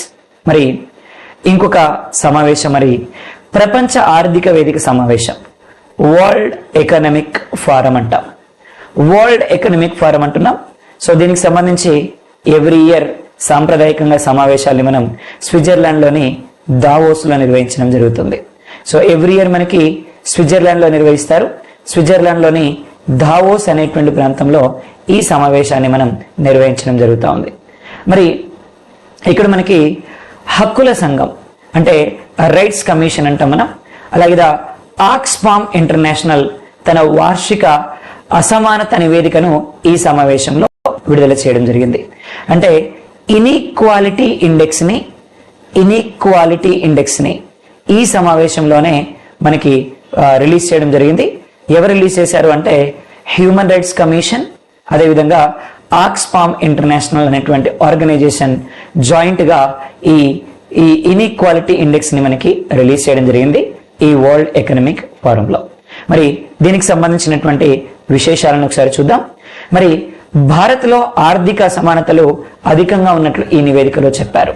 అంటే ఇండియాలో ఎకనామిక్ ఇన్ఈక్వాలిటీస్ అనేవి హైయెస్ట్ ఉన్నాయి అని చెప్పి ఫస్ట్ స్టేట్మెంట్ ఇవ్వడం జరిగింది. సో హైయెస్ట్ ఇన్ఈక్వాలిటీస్ మనకి ఇండియాలో రికార్డ్ అవుతున్నాయని చెప్పి చెప్పడం జరిగింది. అదేవిధంగా గూడ్స్ కానీ సర్వీసెస్ కానీ ఇక్కడ ధనికుల కంటే ఎక్కువ మొత్తంలో పేదలే ట్యాక్సులు పే చేస్తున్నారు అని కూడా ఇందులో చెప్పడం జరిగింది. అంటే రిచ్ పీపుల్ కంటే ఎక్కువగా పూర్ పీపుల్ ఈరోజు మనకి గూడ్స్ మీద కానీ అలాగే సర్వీసెస్ మీద కానీ ట్యాక్సెస్ పే చేస్తున్నారు అని చెప్పి ఈ సమావేశంలో మనకి ఈ డేటాలో మనకి రిలీజ్ చేయడం జరిగింది. అదేవిధంగా దేశం మొత్తంలో ఈరోజు 40% కంటే ఎక్కువ మంది ఎక్కువ సంపద 1% పాపులేషన్ దగ్గర మాత్రమే ఉంది అని చెప్పి మనకి తెలియజేయడం జరుగుతుంది. అంటే 40% ఆఫ్ ది పీపుల్ ఇన్కమ్ అనేది 1% ఆఫ్ ది పీపుల్ ఇన్కమ్ చేతిలో ఉంది అని చెప్పి ఈరోజు మనకి ఇందులో తెలియజేయడం జరిగింది ఇన్ఈక్వాలిటీ ఇండెక్స్ లో. మరి ఇండియాలో 10 రిచెస్ట్ పీపుల్ 5% ట్యాక్స్ ని పే చేస్తే 100 మెంబర్స్ 2.5% ట్యాక్స్ పే చేస్తే మిగతా వాళ్ళంతా కూడా మిగతా ట్యాక్స్ ని పే చేస్తున్నారు అని చెప్పి ఈ సమావేశంలో చెప్పారు. అంటే ఎవరైతే టాప్ 10 రిచెస్ట్ పీపుల్ ఉన్నారో కేవలం వీళ్ళు 5% ట్యాక్స్ ని మాత్రమే పే చేస్తున్నారు. మిగతా 5% ట్యాక్స్ ని మనకి 100 మెంబర్స్ పే చేస్తున్నారు. 2.5% ట్యాక్స్ ని 100 మెంబర్స్ రిచ్ పీపుల్ ఎవరైతే ఉన్నారో వాళ్ళు 2.5% ట్యాక్స్ ని పే చేస్తున్నారు. అదేవిధంగా ఇక్కడ దేశంలో విద్యకు దూరమైన పిల్లలందరికీ తిరిగి ఎడ్యుకేషన్ ని ప్రొవైడ్ చేయాలి అని చెప్పి కూడా ఇందులో చెప్పడం జరిగింది. అలాగే ఇక్కడ దేశం మొత్తంలో ఉండేటువంటి రిచ్ పీపుల్ ఎవరైతే ఉన్నారో వాళ్ళ వెల్త్ పైన ఓన్లీ 2% వన్ టైం ట్యాక్స్ మాత్రమే విధిస్తున్నారు. 2% ట్యాక్స్ మాత్రమే ఇంపోజ్ చేస్తున్నారు ఇండియాలో ఉండేటువంటి రిచ్ పీపుల్ ఎవరైతే ఉంటారో వాళ్ళ పైన అని చెప్పి మనకి తెలియజేయడం జరిగింది. అదేవిధంగా ఇక్కడ మేల్ ఎంప్లాయీస్ ఎవరైతే ఉంటారో, పురుష కార్మికులు ఎవరైతే ఉంటారో ఈ మేల్ ఎంప్లాయీస్ మనకి ప్రతి రూపాయితో పోలిస్తే వృత్తి చేస్తున్నటువంటి మహిళ ఉమెన్ ఎంప్లాయీస్ మనకి 63 పైసలే సంపాదిస్తున్నారు. అంటే మేల్స్ 1 రూపీ సంపాదిస్తే అలాగే ఉమెన్స్ మనకి 63 పైసా మాత్రమే సంపాదిస్తున్నారు. ఇక్కడ మనకి ఇన్కమ్ ఇన్ఈక్వాలిటీస్ కూడా ఉన్నాయి అని చెప్పి మనకి తెలియజేయడం జరిగింది. ఇది మనకి ఆర్టికల్ 39D తెలియజేస్తున్నాం. Inequalities between the employees, women and men ఇద్దరు పనిచేస్తే వాళ్ళిద్దరికి సమానమైనటువంటి శాలరీ ఇవ్వాలి అని చెప్పి ఆర్టికల్ 39D పనిచేసి చెప్తా ఉన్నాం. మనం equal wage for equal work అంటున్నాం. కానీ భారతదేశంలో వీళ్ళు చెప్పినటువంటి నివేదిక ప్రకారం పురుషులకి 1 రూపాయి వస్తే స్త్రీలకి 63 పైసలు మాత్రమే సంపాదించడం జరుగుతుంది భారతదేశంలో. మరి ఈరోజు ఇండియాలో 2020లో 2020 సంవత్సరం నాటికి భారతదేశంలో, సో 2020లో ఇండియాలో 2020 సంవత్సరంలో భారత్లో బిలియనీర్స్ మనకి 102 మంది ఉండగా 2022 నాటికి 166కి ఇంక్రీజ్ అవుతారు అని చెప్పి మనకి ఈ నివేదిక తెలియజేయడం జరిగింది. దేశంలో మొత్తం మీద 100 మెంబర్స్ ఎవరైతే రిచ్ పీపుల్ ఉన్నారో వీళ్ళ సంపద దాదాపు $660 బిలియన్ అని చెప్పి మనకి తెలియజేస్తున్నారు. సో మన కరెన్సీలోకి మారిస్తే 54.12 lakh crores అని చెప్పి ఈరోజు తెలియజేయడం జరుగుతూ ఉంది ఈ నివేదిక. మరి గత 2 ఏళ్లలో ప్రపంచంలో ఉండేటువంటి 1% జనాభాకు సమానమైనటువంటి కుబేరులు సంపాదించిన సంపద మిగతా దేశాల్లో ప్రపంచ జనాభా మొత్తం సంపద కంటే 2 ఎక్కువ అని చెప్పి మనకి ఇందులో తెలియజేస్తున్నారు. కుబేర సంపద రోజుకి $2.7 బిలియన్ చొప్పున పెరుగుతుంది. అంటే వీళ్ళు ఏం చెప్తున్నారు అంటే ఇన్ఈక్వాలిటీస్ అనేవి విపరీతంగా పెరుగుతున్నాయి. రిచ్ పీపుల్ రోజు రోజుకి రిచ్ అయిపోతున్నారు, పూర్ పీపుల్ రోజు రోజుకి పూర్ అయిపోతున్నారు అని చెప్పి తెలియజేయడం జరుగుతుంది. సో వరల్డ్ ఎకనామిక్ ఫోరం ని బేస్ చేసుకుని ఈ క్రింది వాన్లో సరికానిది ఏది అంటాడు రేపు ఎగ్జామినేషన్ లో question. According to world economic forum which of the following is incorrect అని చెప్పి రేపు క్వశ్చన్ అడగడం జరుగుతుంది ఎగ్జామినేషన్ లో. సో దట్ ఇంపార్టెంట్ కాబట్టి గుర్తుపెట్టుకోవాలి. సో వరల్డ్ ఎకనామిక్ ఫోరం ని బేస్ చేసుకుని మనకి రాంగ్ అనేది ఏంటి అంటే, సో ఇవన్నీ కూడా మనకి ఇవి కాకుండా ఏదైనా ఆన్సర్ ఇస్తే అది రాంగ్ గా మనం చెప్పుకోవచ్చు. అలాగే సో ఇక్కడ మనకి రాష్ట్రాల జలవనరుల శాఖ అంటే స్టేట్స్ కి సంబంధించినటువంటి ఇరిగేషన్ డిపార్ట్మెంట్స్ ఫస్ట్ టైం ఒక కాన్ఫరెన్స్ ని కండక్ట్ చేసుకున్నాయి. రాష్ట్ర జనవనరుల శాఖ మంత్రులు మొట్టమొదటిసారిగా నేషనల్ లెవెల్లో ఒక కాన్ఫరెన్స్ ని కండక్ట్ చేయడం జరిగింది. ఇది మధ్యప్రదేశ్ క్యాపిటల్ భోపాల్లో కండక్ట్ చేయడం జరిగింది. సో మధ్యప్రదేశ్ క్యాపిటల్ అయినటువంటి భోపాల్లో కండక్ట్ చేశారు రాష్ట్రాలకు సంబంధించినటువంటి ఇరిగేషన్ మినిస్టర్స్ వాళ్ళ యొక్క సమావేశాన్ని. మరి ప్రధానమంత్రి నరేంద్ర మోడీ గారు ఈ సదస్సును ఉద్దేశించి వర్చువల్ గా ప్రసంగించడం జరిగింది. సో దేశంలో ఏవైతే ఇరిగేషన్ సోర్సెస్ ఉన్నాయో వాటి యొక్క సంరక్షణ విషయంలో కేవలం ప్రభుత్వం తీసుకునే చర్యలే సరిపోవు, ఇందులో పబ్లిక్ యొక్క పార్టిసిపేషన్ కూడా అవసరం, ప్రజలు కూడా వాళ్ళ యొక్క సహకారాన్ని అందించాలి అనేటువంటి ప్రస్తావనని నరేంద్ర మోడీ గారు ఇందులో తీసుకురావడం జరిగింది. బై కమింగ్ 25 years రాబోయేటువంటి 25 సంవత్సరాలలో అమృతకాల ప్రయాణంలో వాటర్ విజన్ 2047 అనేది అత్యంత కీలకం అని చెప్పి నరేంద్ర మోడీ గారు వర్చువల్ గా ప్రసంగించడం జరిగింది. సో అంటే మనకి water vision 2047, so water vision 2047 అంటే 2047 నాటికి భూగర్భ జలవనరులని పెంచాలి అని చెప్పి వర్చువల్ ప్రసంగంలో నరేంద్ర మోడీ గారు ప్రసంగించడం జరిగింది భోపాల్లో జరిగినటువంటి ఈ సమావేశంలో. కాబట్టి దేశంలోనే మొదటిసారిగా ఇరిగేషన్ మినిస్టర్స్ అంతా కలిపి జాతీయ స్థాయిలో మధ్యప్రదేశ్లోని భోపాల్లో వీళ్ళు సమావేశాన్ని నిర్వహించుకున్నారు. దీన్ని నరేంద్ర మోడీ గారు వర్చువల్ గా ప్రారంభించారు. వాటర్ విజన్ 2047 అని చెప్పి ఈయన ఒక ప్రకటన చేయడం జరిగింది. 2047 సంవత్సరం నాటికి ఇక్కడ అండర్ గ్రౌండ్ వాటర్ లెవెల్ ని పెంచాలి అని చెప్పి నరేంద్ర మోడీ గారు ప్రకటించడం జరిగింది. అదేవిధంగా voice of global south virtual conference ని ప్రధానమంత్రి నరేంద్ర మోడీ గారు ప్రసంగిస్తూ ప్రారంభించడం జరిగింది. So voice of global south voice of global south అంటున్నాం మనం. So voice of global south, voice of global south అనేటువంటి ఈ వర్చువల్ కాన్ఫరెన్స్ ని నరేంద్ర మోడీ గారు ప్రారంభించడం జరిగింది. మరి ఇక్కడ 21st సెంచరీకి సంబంధించినటువంటి, సో 21st సెంచరీకి సంబంధించినటువంటి వరల్డ్ ఎకనామిక్ డెవలప్మెంట్ కి సౌత్ దేశాలన్నీ కూడా, అంటే దక్షిణాదికి దేశాలకు సంబంధించినటువంటి సౌత్ కంట్రీస్ కి సంబంధించినటువంటి ఈ శక్తిని గురించి, ఎనర్జీని గురించి, పవర్ని గురించి నరేంద్ర మోడీ గారు ఈ సమావేశంలో మనకి ప్రకటించడం జరిగింది. ఈరోజు ముఖ్యంగా మనకి ఇక్కడ ఫుడ్ కానీ, ఆహారం కానీ, అదేవిధంగా మనకి ఫ్యూయల్ కానీ, ఇంధనం కానీ, అదేవిధంగా ఫర్టిలైజర్స్ కానీ, ఎరువులు కానీ, అదేవిధంగా మనకి ప్రైసెస్ పెరుగుదల కానీ, అంటే ధరల పెరుగుదల కానీ, ఇవి కోవిడ్-19 కారణంగా ఎకానమీ పైన బాగా ఇన్ఫ్లుయెన్స్ అయినాయి అని చెప్పి నరేంద్ర మోడీ గారు ఈ సందర్భంగా తెలియజేయడం జరిగింది. అదేవిధంగా ఇక్కడ వస్తున్నటువంటి వాతావరణ మార్పులు, ఎన్విరాన్మెంటల్ చేంజెస్, అదేవిధంగా డిజాస్టర్స్ అనేవి కూడా ఈ రోజు మన ఎకనమీ సిస్టమ్ మీద బాగా ఇన్ఫ్లుయెన్స్ అవుతున్నాయి అని చెప్పి నరేంద్ర మోడీ గారు ప్రకటించడం జరిగింది. మరి దీంట్లో ఆసియా, ఆఫ్రికా, సౌత్ అమెరికా దేశాలను గ్లోబల్ సౌత్ దేశాలని చెప్పి చెప్పడం జరుగుతుంది. So what are the global south countries అని చెప్పి రేపు క్వశ్చన్ అడుగుతారు.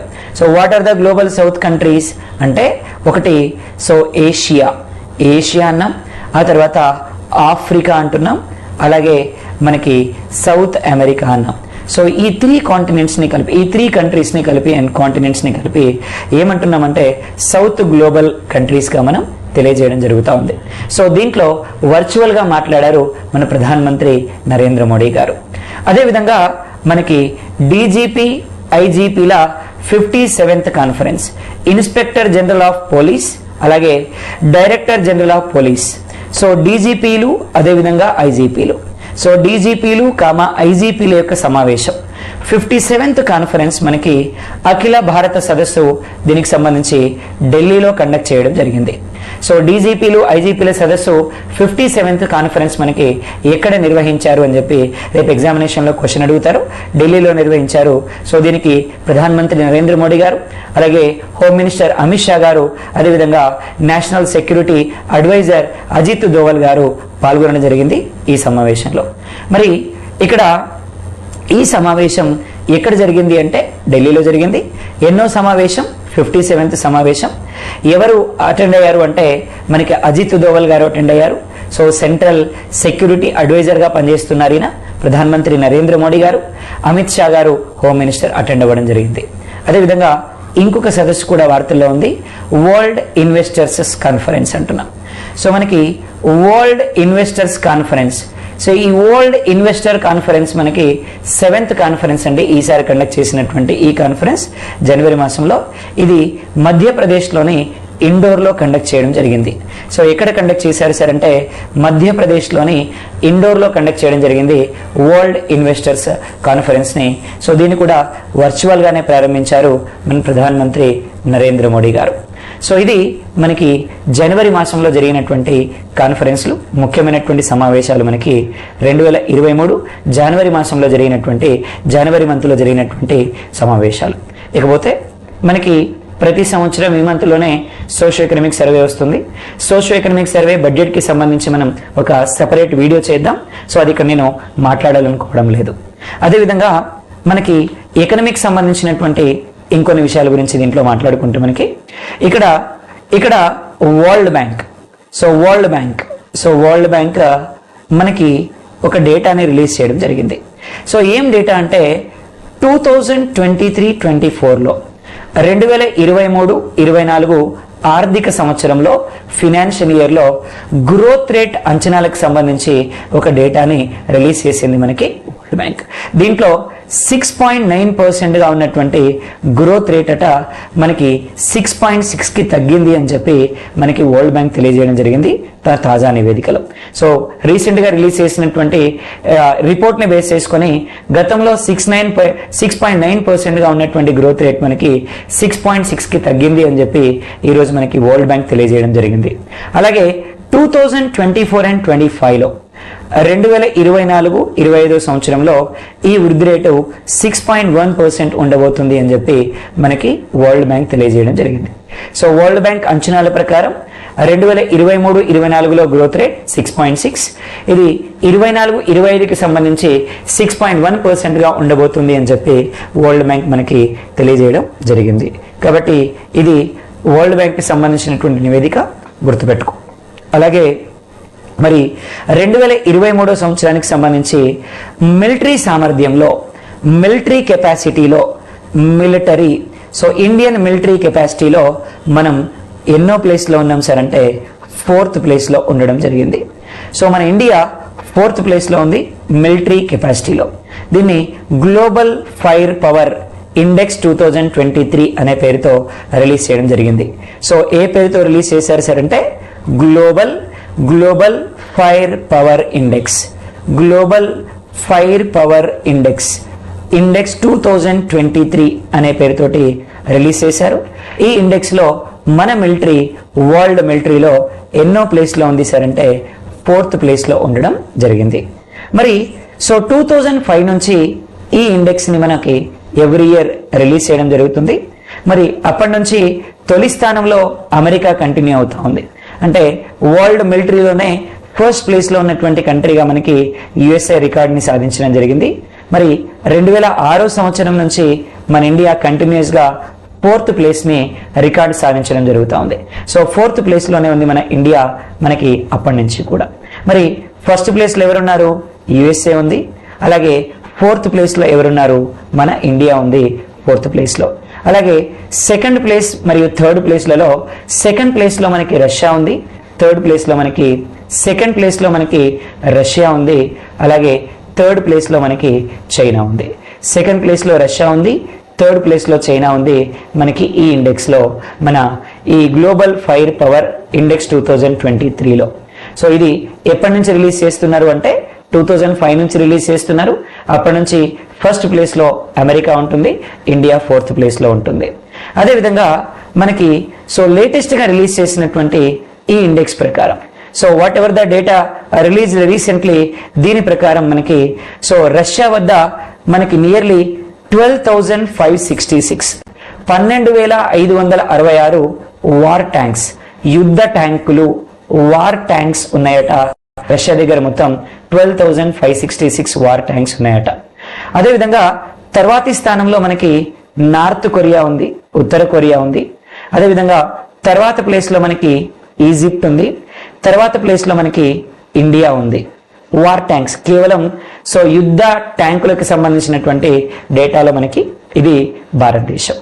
అలాగే మరి భారతదేశానికి సంబంధించినటువంటి పాపులేషన్ గురించి మనం ఒకసారి మాట్లాడుకున్నప్పుడు, వరల్డ్ లో హైయెస్ట్ పాపులేషన్ ఉన్న దేశంగా భారత్ అవతరించినట్లు వరల్డ్ పాపులేషన్ రివ్యూ రిలీజ్ చేయడం జరిగింది. సో వరల్డ్ పాపులేషన్ రివ్యూ ప్రకారం, వరల్డ్ పాపులేషన్ రివ్యూ ప్రకారం వరల్డ్ లోనే హైయెస్ట్ పాపులేషన్ ఉన్నటువంటి కంట్రీగా మన ఇండియా 1st ప్లేస్ ని సాధించడం జరిగింది. సో ఈ ఘనత వాస్తవానికి మనం 2008లో సాధిస్తామని చెప్పి WHO చెప్పింది. కానీ 3 సంవత్సరాల ముందుగానే, 5 సంవత్సరాల ముందుగానే ఈ ఘనతని సాధించినటువంటి దేశంగా భారతదేశం రికార్డు సాధించింది. మరి 2022 డిసెంబర్ 31 నాటికి, సో 2022 డిసెంబర్ 31 నాటికి సో చైనా పాపులేషన్ 141.2 crores ఉంటే, అదే రోజున భారతదేశం 141.7 crores కి రీచ్ అవ్వడం జరిగింది. అంటే 2022 డిసెంబర్ 31 నాటికి మన India population 141.7 crores, China population 141.2 crores. So మరి 2023 జనవరి 18న, సో 2023 జనవరి 18న భారత పాపులేషన్ 142.3 crores కి చేరినట్లు ప్రకటించడం జరిగింది. సో భారతదేశం ప్రపంచ జనాభాలో నెంబర్ 1 గా ఏ రోజున రికార్డును సాధించింది అంటే 2023 జనవరి 18న ఈ రికార్డుని సాధించినటువంటి దేశంగా భారతదేశం మనకి రికార్డుని సాధించడం జరిగింది. డేట్ అడుగుతారు రేపు ఎగ్జామినేషన్ లో. ఏ రోజు నాటికి భారతదేశం ప్రపంచ జనాభాలో 1st ప్లేస్ కి రీచ్ అయింది అంటాడు. 2023 జనవరి 18th నాటికి వరల్డ్ పాపులేషన్ లో మన ఇండియా ఫస్ట్ ప్లేస్కి రీచ్ అవ్వడం జరిగింది. అదేవిధంగా ఇక్కడ మనకి సౌత్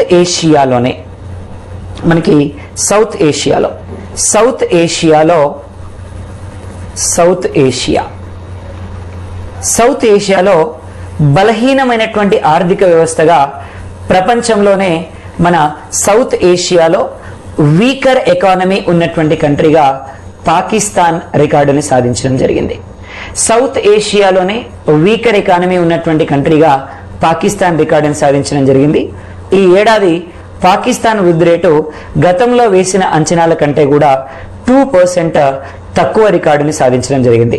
మరి ఈ పాకిస్తాన్ యొక్క ఈ ఎకనామిక్ కండిషన్ ని బేస్ చేసుకొని సౌత్ ఏషియా ప్రాంతంలో మొత్తం కూడా పురోగమి తగ్గిపోయింది అని చెప్పి, అంటే సౌత్ ఏషియన్ కంట్రీస్ మొత్తాన్ని తీసుకుంటారు కాబట్టి అన్ని కంట్రీస్ లో గ్రోత్ రేట్ తగ్గిపోయింది అని చెప్పి మనకి తెలియజేయడం జరిగింది.